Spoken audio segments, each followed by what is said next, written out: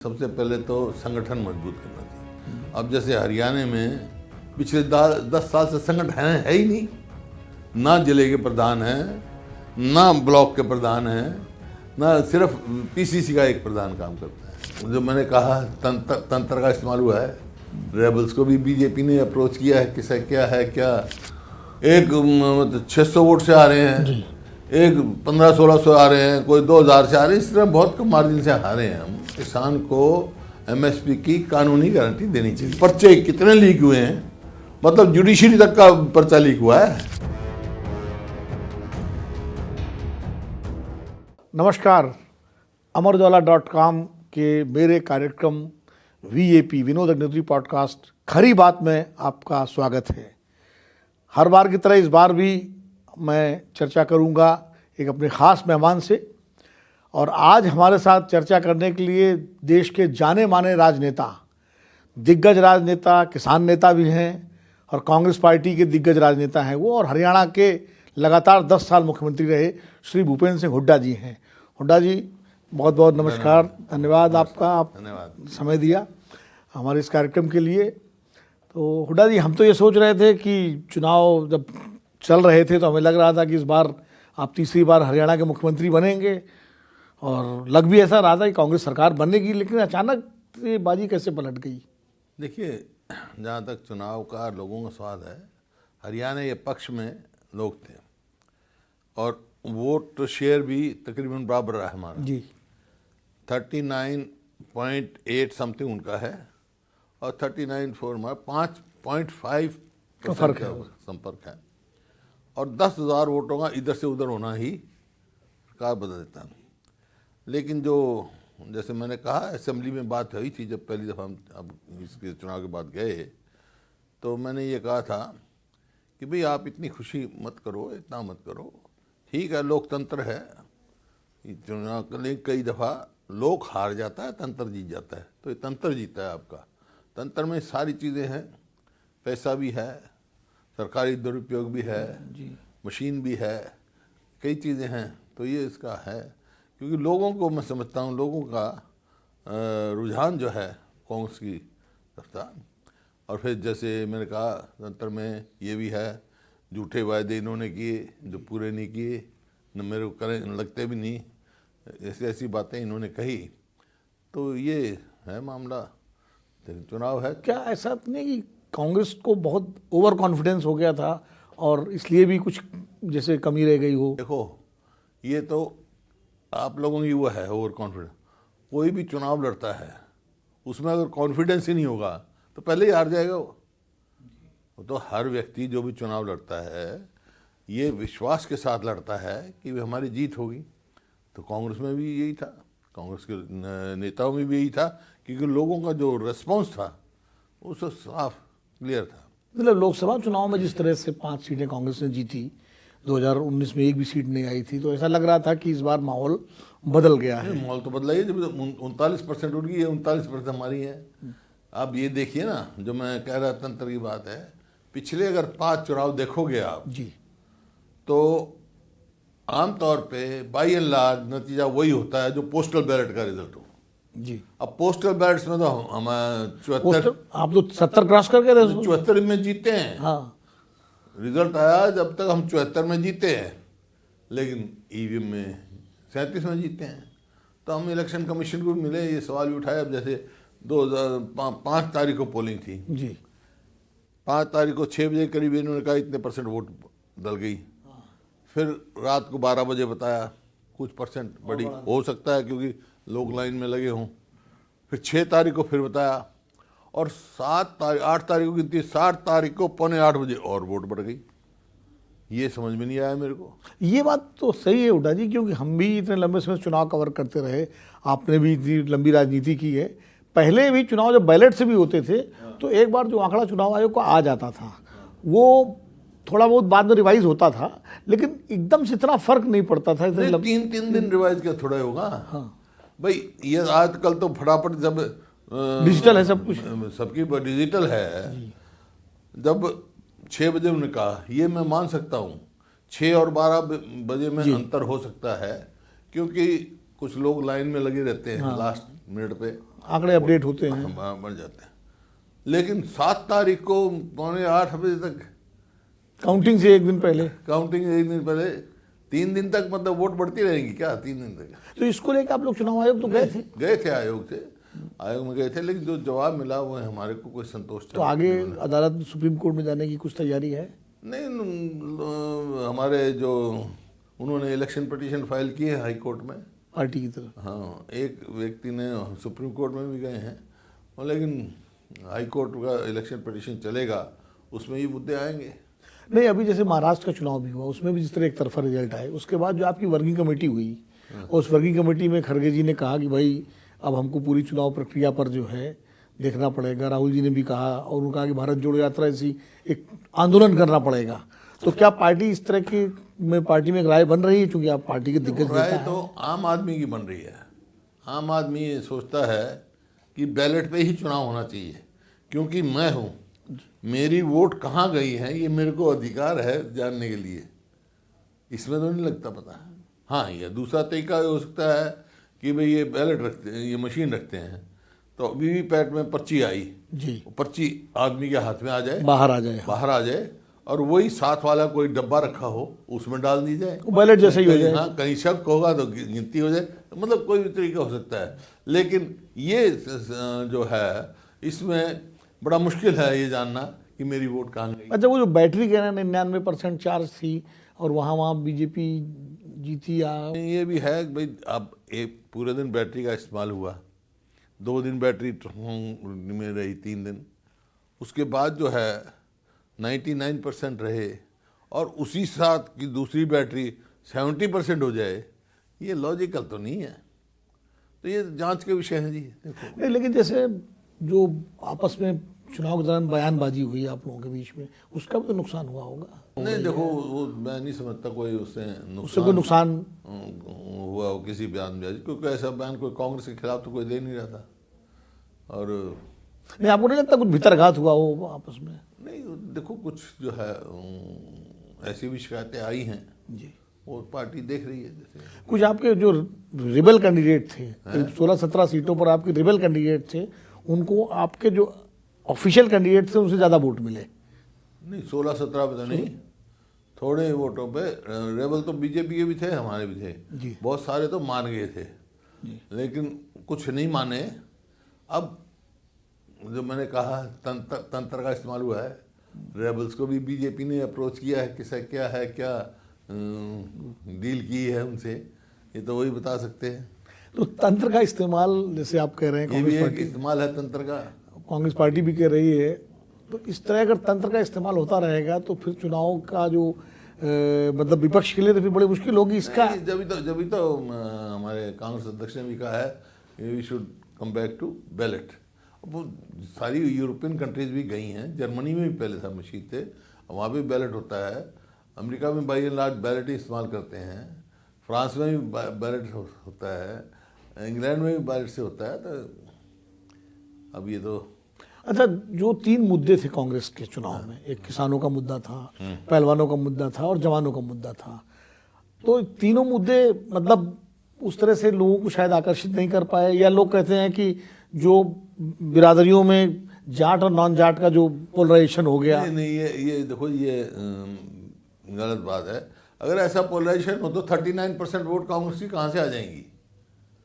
आप एक बात बताओ, 39% वोट आई है ना, उनके बराबर की वोट शेयर बराबर का है।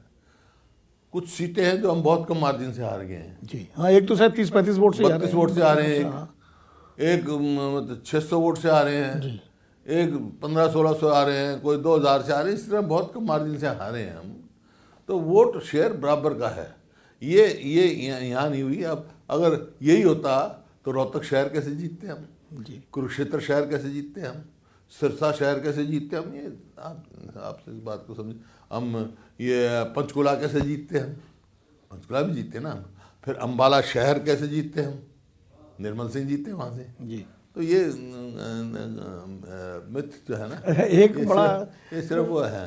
हाँ, प्रयास किए गए डिवाइड करने का, वो तो उनका एक बड़ा वो चल रहा है, जो भी कहिए कि महाराष्ट्र, जम्मू कश्मीर और झारखंड को मिला के कांग्रेस की 37 सीटें आई और हरियाणा में अकेले 37 सीटें आई। नहीं, मैं तो कह रहा हूँ हरियाणा का देखो, सरकार नहीं बनी वो एक अलग बात है कि लोगों को उम्मीद थी सरकार बनने की, अदरवाइज तो वोट शेयर तो बराबर का हमारा। सीटें भी बढ़ी अब तक जितने चुनाव हुए हैं आप देखो, इतनी अपोजिशन की सीट कभी नहीं आई है 37 किसी भी दल की।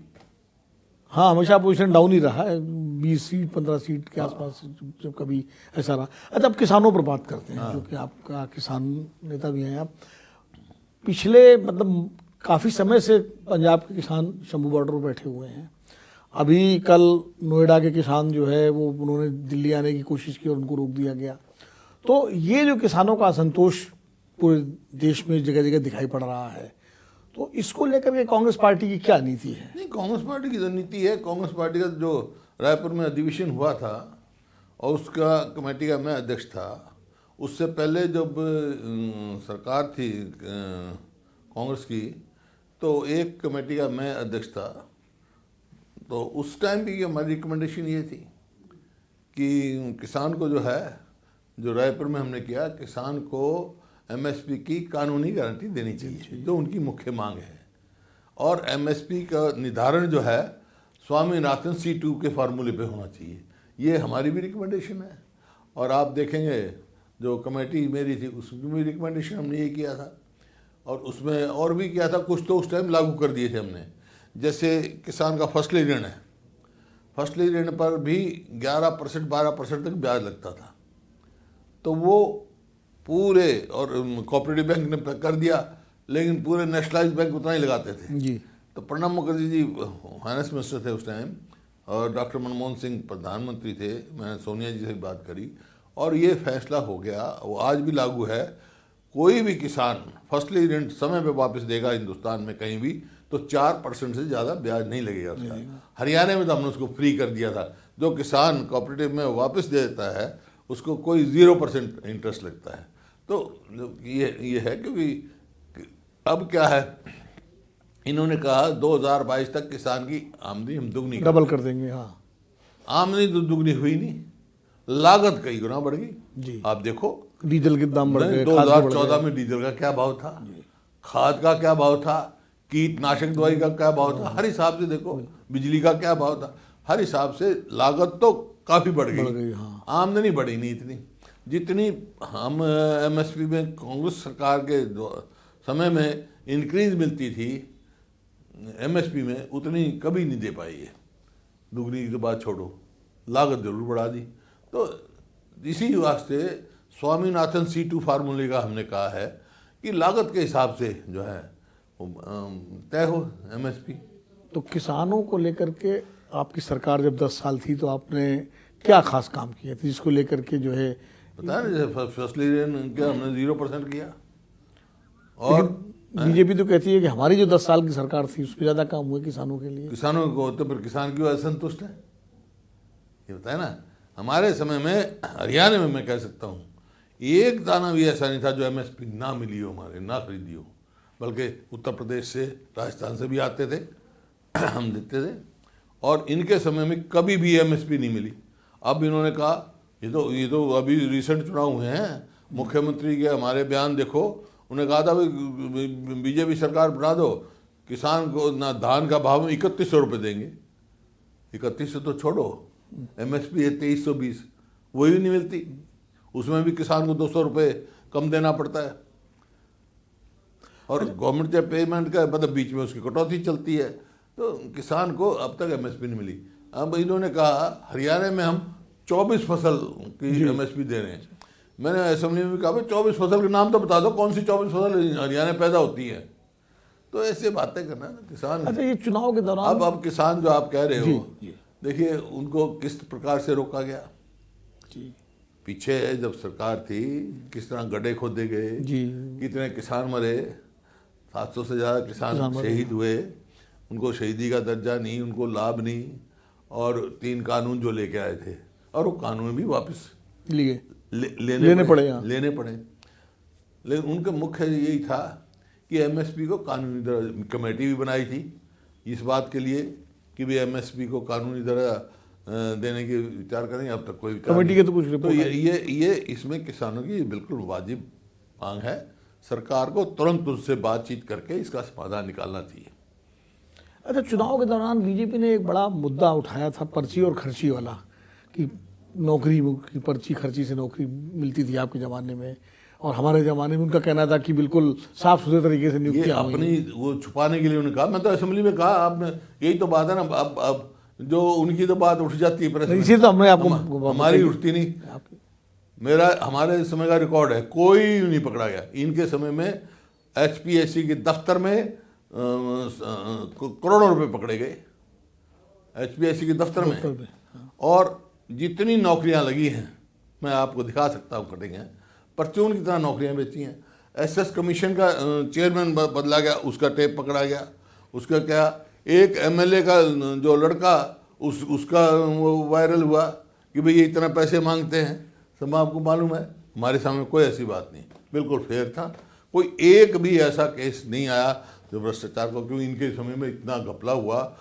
HPSC के दफ्तर में जब करोड़ों रुपए पकड़े जाते हैं जी। एक मैंने चैट दिया था बिटवीन इनका जो सेक्रेटरी और चेयरमैन के बीच का, उसका कोई जवाब ही नहीं आया तक, कोई इन्वेस्टिगेशन नहीं। अब चेक दिया था आपने? हाँ, चैट असेंबली बोला था भाई ये अच्छा, है। और उसका आज तक कोई जवाब नहीं आया? हाँ, ये तो मतलब एक तरफ तो बात होती तो ये अपनी कमजोरी छिपाने के लिए हमारे कहते हैं पर्ची खर्ची। अच्छा, जब चुनाव चल रहा है और इतने पर्चे ये इनका जो है ना, खर्चा और पर्चा की सरकार है ये। खर्चा तो करोड़ों रुपए HPSC में पकड़े गए, और पर्चे कितने लीक हुए हैं, मतलब जुडिशरी तक का पर्चा लीक हुआ है जिसमें सजा हुई है, अब हुआ है, परिणाम नहीं है। इतने हैं, आप देखो कोई पर्चा होता है वही लीक हो जाता है। कोई नौकरी सेलेक्ट करें वही कोर्ट से रिजेक्ट हो जाती है, सिलेक्शन रद्द हो जाती है। अच्छा, आप हाई कोर्ट ने कहा है भाई SS कमीशन के खिलाफ उन्होंने स्ट्रक्चर दिए हैं। हमारे यहाँ के कभी किसी के खिलाफ स्ट्रक्चर नहीं आया। आप पार्टी के, कांग्रेस के वरिष्ठ नेताओं में हैं। अपना 10 साल इनकी हो गई जी। अपनी उपलब्धि कोई नहीं बताई इन्होंने, भाई हमने ये किया। भाई आपका सरकार का क्या काम है? मुख्य तौर पे 3 चीज देखी जाती हैं, शिक्षा, स्वास्थ्य और इंफ्रास्ट्रक्चर। जी। आज देखो 50,000 तो टीचर्स की नौकरी खाली है, हेल्थ डिपार्टमेंट में आधी नौकरी खाली है, इंफ्रास्ट्रक्चर में एक इंस्टीट्यूट नहीं लेके आए, एक भी। मैं अपने समय की आपको गिरा सकता हूँ मोटे मोटे पे। जी। आप पंचकुला से शुरू हो जाओ, national fashion technology institute Panchkula में लेके आए, गिफ्ट का। पंचकुला से कुरुक्षेत्र आ जाओ, कुरुक्षेत्र में नेशनल इंस्टीट्यूट ऑफ डिज़ाइन, जी। जो कि एक अहमदाबाद में, दूसरा यहाँ पे बना है, ठीक है। करनाल में आ जाओ, कल्पना चावला मेडिकल कॉलेज बना। सोनीपत में आ जाओ, राजीव गांधी एजुकेशन सिटी बनाई, उसमें IIT, डॉक्टर अंबेडकर का नाम, लॉ यूनिवर्सिटी, और प्राइवेट यूनिवर्सिटी कितनी है आज। जिंदल यूनिवर्सिटी जो है वो लॉ में टॉप की यूनिवर्सिटी है। इसी तरह अशोका यूनिवर्सिटी है, SRM यूनिवर्सिटी है, कितने हैं ये? तो आपके टाइम की हैं? सब मेरे टाइम के। सोनीपत में है। फिर फरीदाबाद आप आ जाओ, फरीदाबाद में मेडिकल कॉलेज बनाया जी। फरीदाबाद में YMCA को यूनिवर्सिटी बनाई। फिर आप मेवात में चले जाओ, वहाँ मेडिकल कॉलेज में बनाया हमने। आप फिर आ जाओ गुड़गांव में, देश की पहली डिफेंस यूनिवर्सिटी का फाउंडेशन स्टोन रखवाया, वहाँ आगे प्रोग्रेस नहीं करा, प्राइम मिनिस्टर ने रखा था, ज़मीन दी, सब हो गया, मंजूर हुआ, वो गुड़गांव में करवाया हमने। रेवाड़ी जाओ, श्रीमती इंदिरा गांधी के नाम से यूनिवर्सिटी बनाई, सैनिक स्कूल बनाया। झज्जर आ जाओ, एम्स बनाया, नेशनल कैंसर इंस्टीट्यूट बनाया। रोहतक आ जाओ, IIM आया। हिसार में चले जाओ, लाला लाजपत राय के नाम से एनिमल साइंसेज की यूनिवर्सिटी बनाई। सिरसा चले जाओ, सिरसा में चौधरी देवीलाल के नाम से 4-6 कमरों की यूनिवर्सिटी बना रखी थी, राष्ट्रीय स्तर की यूनिवर्सिटी बनाई हमने। जींद में आओ, भिवानी में आओ, चौधरी बंसीलाल के नाम से यूनिवर्सिटी बनाई, वहाँ मेडिकल कॉलेज सेंक्शन करवाया हमने, वो आज तक इन्होंने पूरा नहीं किया। फिर जींद में चले जाओ, चौधरी रणवीर सिंह के नाम से यूनिवर्सिटी बनाई।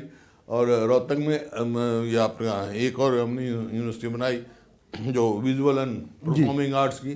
तो इस प्रकार से कोई भी इंस्टीट्यूट लगाओ, कोई भी इंस्टीट्यूट लगाओ। फिर मतलब हमारे हरियाणा बनने से पहले एक मेडिकल कॉलेज था, हम कई मेडिकल कॉलेज छोड़ के गए।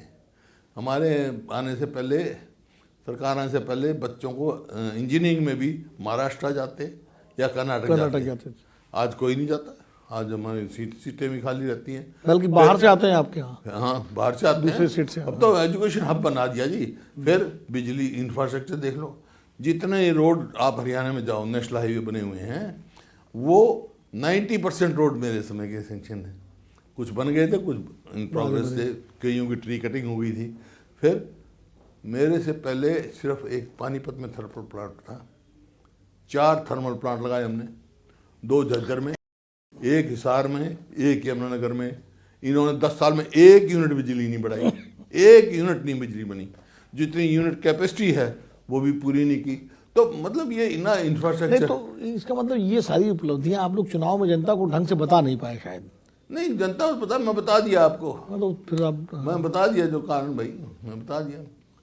14 सीटें हम थोड़े थोड़े मार्जिन से आ रहे हैं।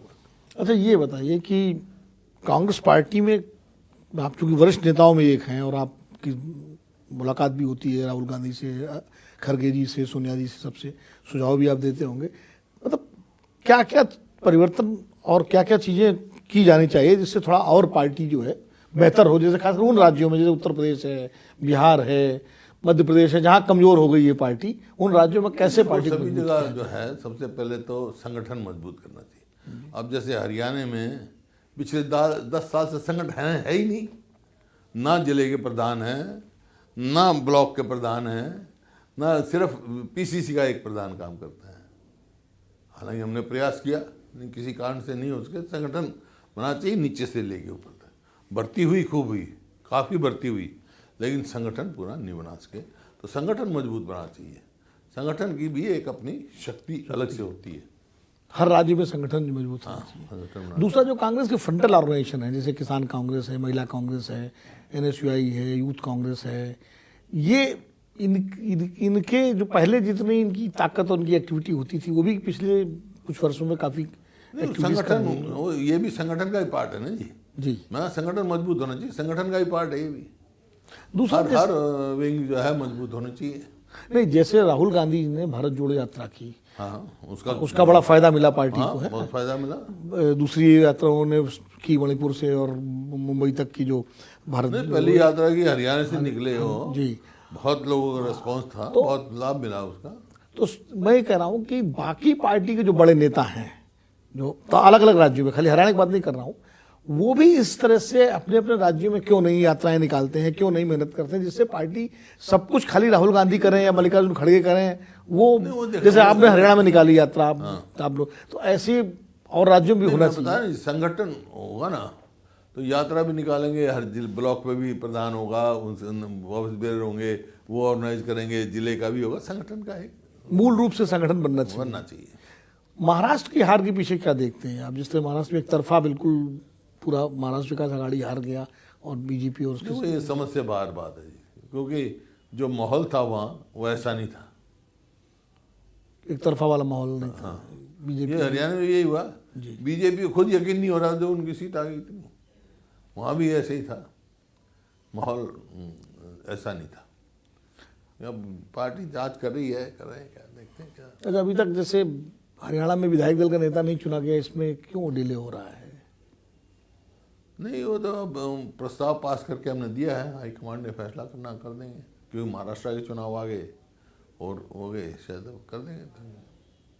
तो एक तो आपको लगता है कि संगठन पार्टी का मजबूत होना चाहिए, और दूसरा ये है कि जो युवा हैं कांग्रेस के, मतलब जैसे उदयपुर में जो पास हुआ था प्रस्ताव कि साहब 50% पद जो है युवाओं को दिए जाएंगे, वो सब चीज़ें संगठन का ही पार्ट है ना जी। संगठन बनेगा तो उनमें जो भी पार्टी फैसला किया है उसको करना। अब 10 साल हरियाणा में बीजेपी की सरकार रही और 5 साल के लिए फिर बन गई, तो अब भूपेंद्र सिंह हुड्डा क्या करेंगे? मतलब कांग्रेस पार्टी जो देखिए प्रजातंत्र है, लोगों क्योंकि हरियाणा में आप ही की तरफ सब देखते हैं, जो लोगों ने जो फैसला किया है, वो जो हमारे विपक्ष में बिठाया, लोगों की आवाज़ उठाएंगे, उनके हितों की लड़ाई लड़ेंगे। अब जैसे जैसे बताया ना मैंने, किसान की बात है, आज किसान परेशान है, हर समाज का परेशान है, कानून व्यवस्था बिल्कुल चरमरा गई है, ये मुद्दे हैं जो हम उठाएंगे। मतलब कोई ऐसा तो नहीं है कि कोई मनोबल कमजोर हुआ हो या डिमोरलाइज हुए हो पार्टी के लोग? नहीं, मैं तो क्योंकि उम्मीद तो पूरी थी जीतने की, लेकिन उम्मीद तो पूरी थी जीतने उम्मीद की। तो थी, उम्मीद तो मैंने कहा माहौल तो था, लेकिन चलो प्रजातंत्र में दो ही बात है ना, सरकार होगी या विपक्ष होगा। जब विपक्ष का रोल हमारे को मिला तो विपक्ष का रोल करेंगे। क्योंकि 2019 में सब लोगों ने ये कहा था कि भाई हुड्डा जी को पहले बना देते तो सरकार बन जाती। अब 2024 में तो सब कुछ हुड्डा जी को कमान दे दी गई। नहीं, मेरे कमान की, मैं पार्टी का अध्यक्ष सबकी थे, सबका था, अकेले का कोई कमान नहीं थी।